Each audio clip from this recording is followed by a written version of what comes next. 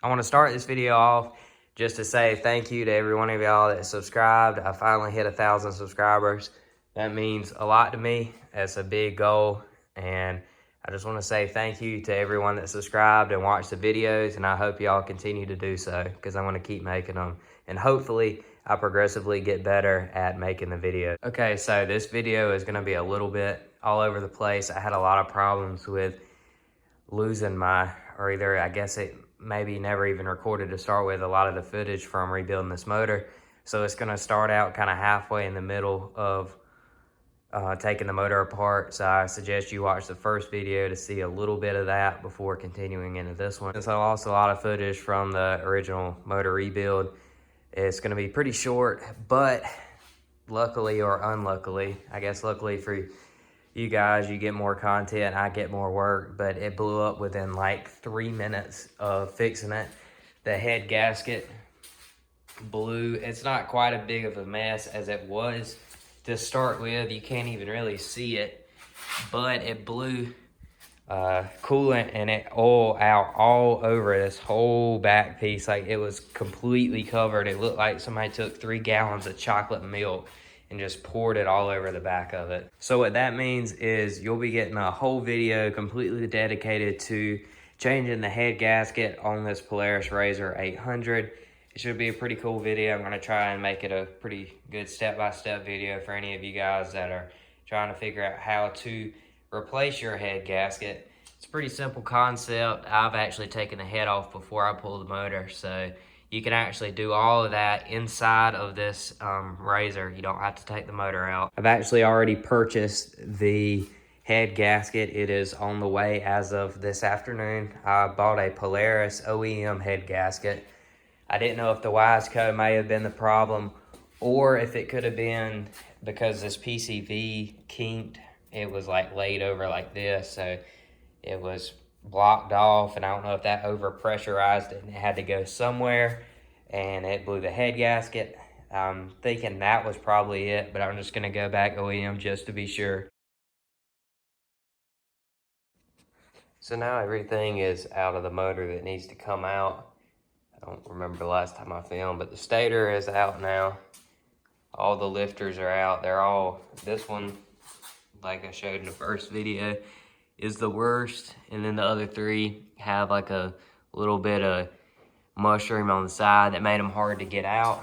This is the cam right here, and as you can see, that's the white lobe right there. The rest aren't terrible really, but still has to be replaced. I have the new lifters soaking in some oil overnight, and I have my new cam somewhere on this table that I have to open.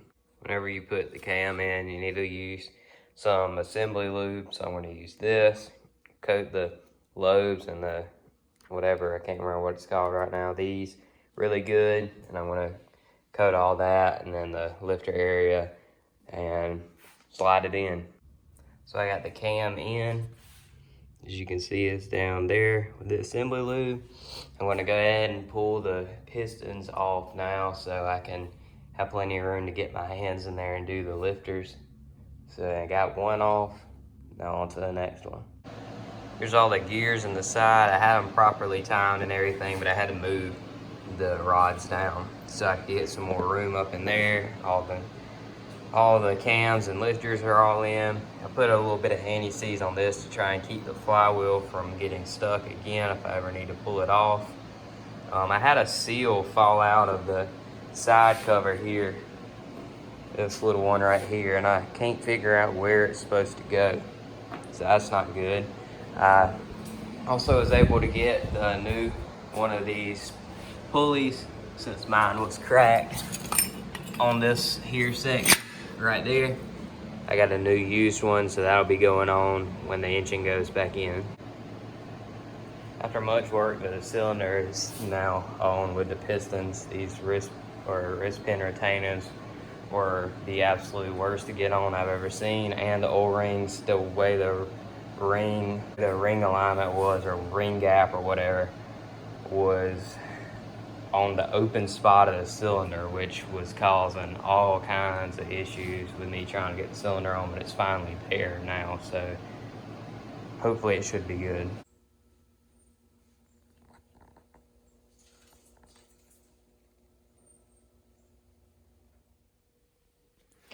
So I've got all of the RZR back together, all the exhaust is hooked up and everything. I've been trying to crank it with just putting this booster pack to the cables, and it will not turn it over but about one time. So I'm gonna try with this lawnmower battery here to try and get a better connection, and hopefully this works.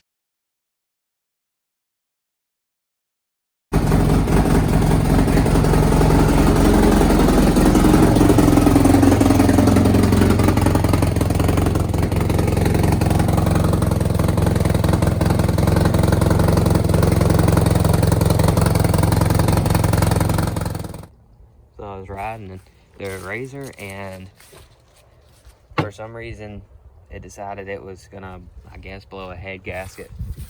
As you can see, all the like weird fluid and everything everywhere, and it looks like it's coming out of there.